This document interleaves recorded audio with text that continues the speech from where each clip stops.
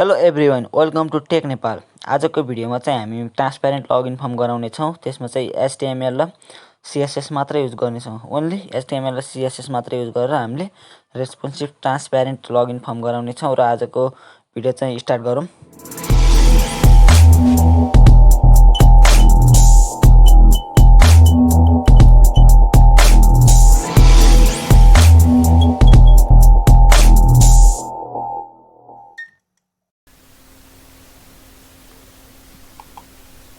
सुरुमा मैले VS कोडमा गर्नेछु। आज VS कोड खोलौँ। यो सब लाइनमा गर्ने भएले नयाँ फाइल क्रिएट गरौँ र एउटै हो र नयाँ फाइलको नाम दिउँ login.html भनेर दिउँ।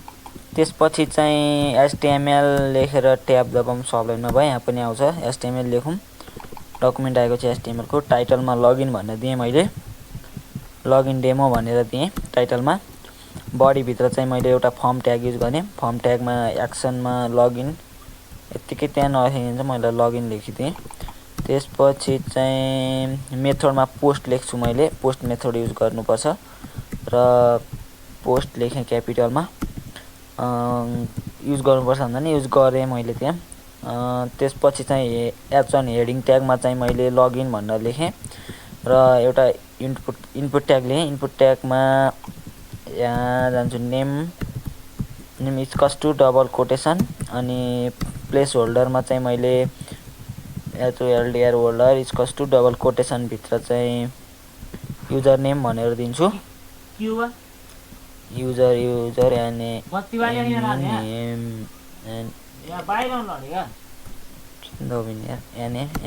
युजर नेम भनेर दिएँ र इनपुट ट्याग फेरि अर्को इनपुट ट्याग लिन्छु म पासवर्डको लागि। सेम गर्ने कपी पेस्ट हाल्ने नि भइहाल्यो। त्यसलाई input tag name equals to double quotation अनि प्लेस होल्डरमा पासवर्ड भनेर दिन्छु म यसमा।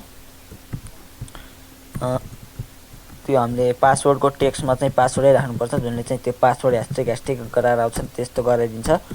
र इनपुट ट्याग अब म बटनको लागि अर्को इनपुट ट्याग लिन्छु। इनपुट ट्याग टाइपमा सबमिट SUBMIT सबमिट र यसको भ्याल्युमा लगइन भनेर दिन्छु म। र यति गरेपछि हाम्रो HTML मा काम भ्याइएको छ है। HTML मा काम भ्याएको छ र त्यसको लागि हामीले के गरौँ भनेदेखि एउटा login.html भन्ने फाइल खोलौँ। यहाँको यस्तो देखिन सकिन्छ है। यसलाई म यस्तो गर्छु है, कस्तो ल एउटा म CSS फाइल क्रिएट गर्छु। यहाँ CSS फाइलको नाम दिन्छु म lolly.css भनेर दिएँ अनि त्यसपछि चाहिँ म यसलाई तन्काउँछु र यहाँ म CSS दिन्छु। बडी बडीमा दिन्छु मार्जिन 0 प्याडिङ 0 भनेर दिन्छु। त्यसले चाहिँ हाम्रो बक्स ओभरलाई मिलाउने काम गर्दछ है। र यहाँ ल म त्यो CSS को लिंक दिन्छु। लिंक लिंक लेखेर ट्याब दबाम र यहाँ lg.css मैले बाहिरै गराएको छु। CSS भनेर यसमा लिंक दिएँ मैले। त्यसपछि त्यही जाम। त्यसपछि हामीले के गरौँ भनेदेखि यहाँ जाम। फन्ट फ्यामिली दिउँ यसको फन्ट फ्यामिली एसेन्स भनेर दिउँ। त्यसपछि चाहिँ अर्को दिउँ हामीले ब्याकग्राउन्ड कलरमा दिउँ यसको। मैले यहाँ कलर कोड छ जुन चाहिँ ग्रे टाइपको हुन्छ है। *34495B भनेर दिएँ एउटा। र तपाईहरुले कलर चुज गर्न सक्नुहुन्छ। त्यहाँ होभर गर्यो भने चाहिँ कलर बक्स आउँछ। र देन यहाँ जाम एउटा क्लास दिउँ हामीले फर्मलाई। क्लासमा दिउँ class equals to double quotation भित्र लगइन भनेर दिउँ। क्यापिटल यसमा लगइन भनेर दिएँ मैले। अनि यसलाई कपी हानौँ, सिलेक्ट कपी हाने मैले। अनि यहाँ जान्छु म लगइन र लगइन भित्र जान्छु म र दिन्छु यसको विथ दिन्छु मैले। कति दिन्छु भने 300 पिक्सल दिएँ विथ। प्याडिङ दिन्छु म 40 पिक्सल र त्यस्तै अब म दिन्छु पोजिसनमा दिन्छु एब्सोल्युट भनेर पोजिसन दिन्छु। र रिफ्रेस गरेर हेरौँ एकचोटि। हाम्रो लगइन फर्म त्यतिसम्म भएको छ, ब्याकग्राउन्ड कलर आएको छ र अनि त्यसपछि चाहिँ म टपमा 50 पिक्सल दिन्छु अनि लेफ्टमा पनि म दिन्छु 50% नै दिएँ मैले, सरी टपमा 50% दिएको मैले। र फेरि रिफ्रेस गरेर हेरौँ, त्यो बिचमा तल झरेको छ र यहाँ दिन्छु म ट्रान्सफर्ममा दिन्छु म ट्रान्सलेट यो दिन्छु -50% कमा -50% तल र माथिबाट 50% भनेर दिएको थियो चाहिँ। र ब्याकग्राउन्ड कलरमा दिन्छु म # 3199 भनेको चाहिँ ब्ल्याक कलर भइहाल्यो। र टेक्स्ट अलाइनमा सेन्टर दिन्छु म CNTR सेन्टर अनि त्यसपछि दिन्छु म भयो। ठिक छ, रिफ्रेस हानौँ र देख्न सक्नुहुन्छ तपाईँले एउटा हाम्रो ब्ल्याक कलरको बक्सभित्र आएको छ त्यो हाम्रो कन्टेन्टहरू चाहिँ। र त्यस्तै अब दिन्छु म लगइनको इनपुट भनेपछि यस्तै लगइनभित्र इनपुटको type text TYP type text र पासवर्डलाई चाहिँ म CSS दिन्छु। यसरी दिन सकिन्छ एकैचोटि हामीले टाइप CSS लेख्यो अनि फेरि डट कमा लगइन इनपुट अनि फेरि टाइपमा पासवर्ड भनेर इक्वल्स टु डबल कोटेसनभित्र PASSWORD पासवर्ड लेख्यो अनि यहाँ ल र डबल ब्राकेटभित्र हामीले CSS दिन सकिन्छ। बोर्डरमा दिन्छु म नन दिनु पर्यो, 0 पिक्सल दिन्छु म बोर्डरमा। किन 0 पिक्सल नि दिनु भन्ने, ब्याकग्राउन्ड कलरमा दिन्छु म नन। त्यस्तै अर्को छ डिस्प्ले ब्लक गरिदिन्छु म डिस्प्लेलाई ब्लक गरिदिन्छु अनि मार्जिनमा दिन्छु म 20 पिक्सल अटो भनेर दिएँ मार्जिन। रिफ्रेस हानेर हेरौँ एकचोटि र हाम्रो ठ्याक्क मिलेर आएको छ। त्यसपछि चाहिँ टेक्स्ट अलाइनमा सेन्टर दिन्छु, प्याडिङमा म 15 पिक्सल बोर्डर पहिला म बोर्डर दिन्छु बोर्डरमा 2 पिक्सल सोलिड एउटा कलर कोड छ, नत्र यहाँ ग्रिन लेखिदिने हुन्छ। त्यो पनि ट्राई हेर्नु है, ब्लू कलर भइहाल्यो, त्यो ब्लू कलर भयो 34198 DB भनेको चाहिँ। र प्याडिङमा दिन्छु म प्याडिङमा 15 र 10 पिक्सल दिएँ मैले प्याडिङ टप र लेफ्टबाट। त्यस्तै विथमा दिन्छु म 200 पिक्सल, आउटलाइनमा दिन्छु म नन दिन्छु आउटलाइनलाई। र त्यस्तै कलर्समा व्हाइट दिन्छु, व्हाइट कलर आउँछ जुनले। र त्यहाँ हेरौँ एकचोटि, व्हाइट कलर आएको छ। त्यस्तै के गर्छु भनेदेखिमा बोर्डरमा गएर बोर्डर रेडियसलाई दिन्छु म कति दिन्छु भने 25 पिक्सल दिन्छु। यो बोर्डर रेडियस त्यो त्यस्तो हुन्छ नि। र अब म दिन्छु के भनेदेखि बोर्डर रेडियस भनेपछि यहाँ ल्याएर अब दिनुपर्छ के भन्छ त्यो ट्रान्सलेसन भनेर दिँदाखेरि चाहिँ 0.20s भनेर दिएपछि र यो भएको छ यहाँ। र अब हामीले के गरौँ भनेदेखि यहाँ हेडिङलाई चाहिँ हामीले त्यो लगइनको हेडिङलाई कलर दिउँ र यहाँ जाउँ लगइन h1 भनेर h1 ब्राकेटभित्र यहाँ दिउँ टेक्स्ट अलाइन सेन्टर भयो।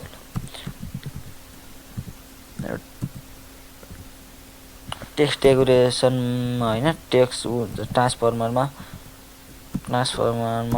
अप्पर केस भनेपछि त्यो सबै क्यापिटलमा जान्छ। र कलरमा व्हाइट दिउँ, किन भएन यार,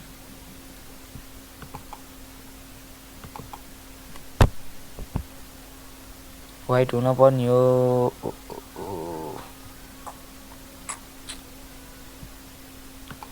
त्यहाँ कलरको साटो कलम भयो रहेछ यार, COLR कलर, कहिलेकाहीँ मिस्टेक हुन्छ है, सरी त्यसको लागि। र यहाँ मैले व्हाइट दिएँ र व्हाइट आएको छ हाम्रो कलरमा लगइन कलरको हेडिङमा। त्यस्तै अब हामीले यहाँ दिउँ फन्ट वेट 400 दिउँ जुनले चाहिँ 400 मोटो बनाइदिन्छ। त्यस्तै अब चाहिँ हामीले के गरौँ भनेदेखि यसलाई कपी हानौँ र यहाँ लगाएर पेस्ट गरौँ यहाँ तल लगाएर अनि हामीले के गरौँ भनेदेखि यहाँ कमाको अगाडि ल्याएर डबल डट फोकस भनेर गरौँ एपोसिएस फोकस र पनि यहाँ पनि फोकस भनेर गरौँ फोकस अनि विथ चाहिँ 300 दिउँ र अब हेरौँ है त्यहाँ जादु हुन्छ जादु ए किन भएन यार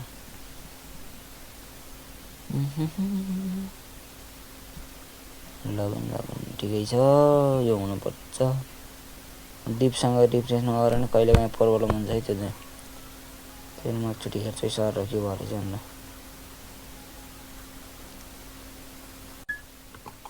ठिकै छ यो पनि होइन र रिफ्रेस गरेँ मैले डिपसँग र त्यो हाम्रो काम गरेको छ फोकसले चाहिँ हाम्रो त्यो जुन मैले त्यहाँ के भन्छ अरे त्यो हाम्रो इनपुट बक्समा क्लिक गर्दा चाहिँ त्यो इनपुट बक्स ठुलो हुने र अर्कोमा क्लिक गर्दा सेम त्यही लाइनमा गएर बस्ने भइरहेको छ फोकसले चाहिँ त्यो काम गर्छ र यसको लागि बोर्डर ग्रिन गराइदिउँ हामीले र त्यो होभर गर्दा फोकस गर्दा बित्तिकै त्यसको बोर्डर कलर चाहिँ ग्रिन भएर आएको छ नत्र ब्लूमै हाम्रो पहिलाकै साइजमा बस्छ त्यस्तै अब लगइन अब हामीले बटनको लागि नि काम गरौँ लगइन इनपुट टाइपमा चाहिँ सबमिटमा टाइप इक्वल्स टु SUBMIT सबमिटमा लगेर काम गरौँ त्यसको लागि चाहिँ डबल ब्राकेट र यहाँभित्र हामीले दिउँ बोर्डरमा 0 दिउँ त्यस्तो गर्नुभन्दा पनि 0 ठिक छ ल माथिको कपी तपाईँले माथि कपी हाने नि हुन्छ है मैले तलको गर्नको लागि ब्याकग्राउन्डमा नन नै दिउँ डिस्प्ले ब्लक गरिदिउँ ल मैले कपी नै गरिदिएँ माथिको मार्जिनबाट ट्रान्सफर्मरसम्म र यहाँ के दिउँ भनेदेखि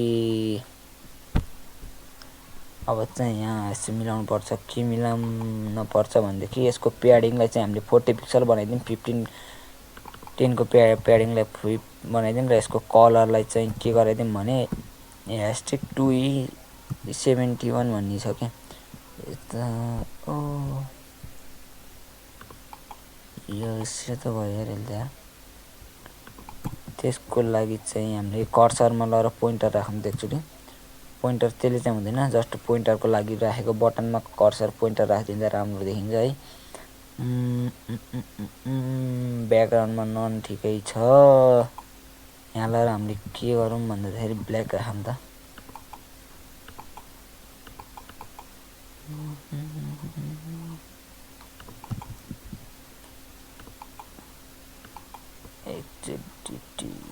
यस्तो मैले डिपसँगै रिफ्रेस गर्न लाग्यो एकचोटिलाई भएन एकचोटि म फेरि ओपन गर्छु यस्तो गर्दैन भएन त यार यसलाई फुल गरेर यसलाई यता ल्याउँछु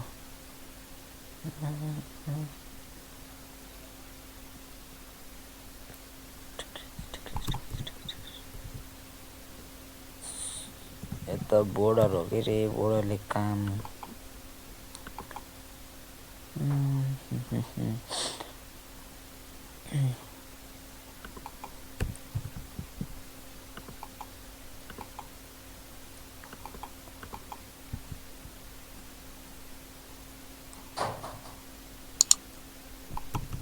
बोर्डरमा त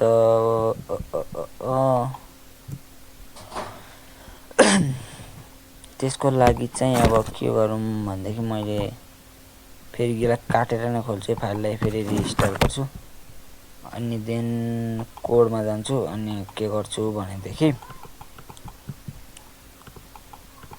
अब चाहिँ आयो है ल हाम्रो त्यहाँ कलर बिग्रियो रहेछ है कलरले गर्दा चाहिँ त्यति माथि भएको रहेछ कि यसलाई म काट्दिन्छु कताको यहाँ गएर काटौँ र अब हामीले थोरै मात्र काम छ त्यसको चाहिँ बटनको लागि बटन हभरमा चाहिँ त्यसको ट्रान्सप्यारेन्ट गराउने होला काम छ कपी हानौँ यहाँ लगेर कपी अनि यहाँ dot over double dot over यहाँ जाम डबल डट HOVR ओभर लेखौँ र ब्याकग्राउन्ड कलरमा दिउँ यसको दिउँ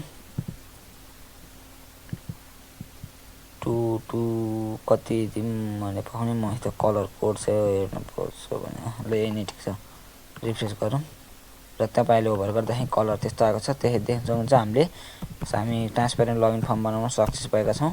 जुन हाम्रो इमेल युजर नेममा टाइप गर्न सकिन्छ।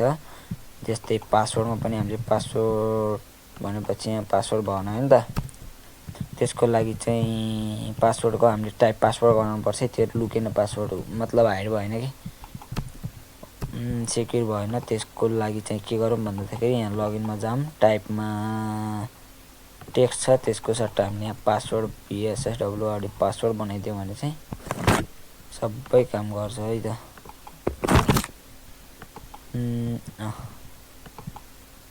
पासवर्डमा दिन्छ हुन्छ तपाईँले अब चाहिँ ह्यासट्याग भएर आएको छ है पासवर्डमा गोलो। जस्तै हामीले लगइन फर्ममा गर्दा चाहिँ यसरी गराउन सकिन्छ। हामीले सक्सेस भएका छौँ हामीले HTML र CSSबाट ट्रान्सपेरेन्ट लगइन फर्म बनाउन। र तपाईँहरूलाई हाम्रो भिडियो मनपर्छ भने लाइक, सेयर र सब्सक्राइब गरिदिनु होला। अझै माया गर्दै जानु होला। Thanks for watching guys.